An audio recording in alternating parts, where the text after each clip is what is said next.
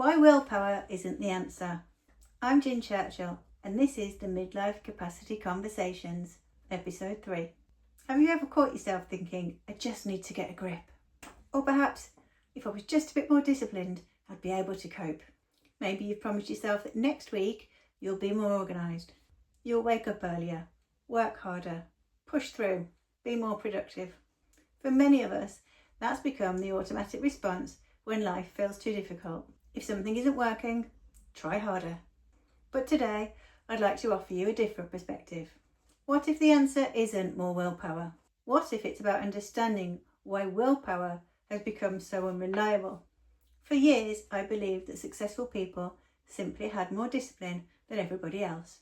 I admired women who seemed to juggle careers, families, aging parents, relationships, friendships, and endless responsibilities without missing a beat. I assumed they had something that I didn't, but over time I realised something important. The women who appear to cope with everything aren't necessarily stronger. Often they're simply better at recognising when they've reached their limit, and that's very different.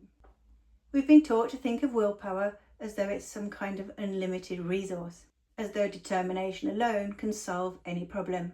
But your brain doesn't work like that. Think about your mobile phone again. It's one of my favourites.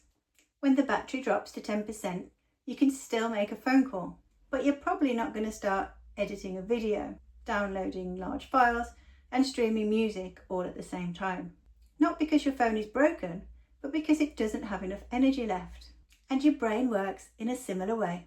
Every decision you make, every interruption, every difficult conversation, every worry you carry, every poor night's sleep, every moment of emotional labour uses energy. By the time you reach the end of your day, your brain may already be running on a very low battery. And that's exactly when we tend to tell ourselves, come on, just try harder. Imagine saying that to your phone. It sounds ridiculous, doesn't it? No amount of shouting at a low battery creates more charge. One of the biggest misconceptions about high-achieving women is that they succeed because they have unlimited determination. Usually, the women who thrive over the long term usually understand something else. When to recover, when to say no, when to protect their energy. Because they understand that performance isn't just about effort, it's about having the capacity to think clearly.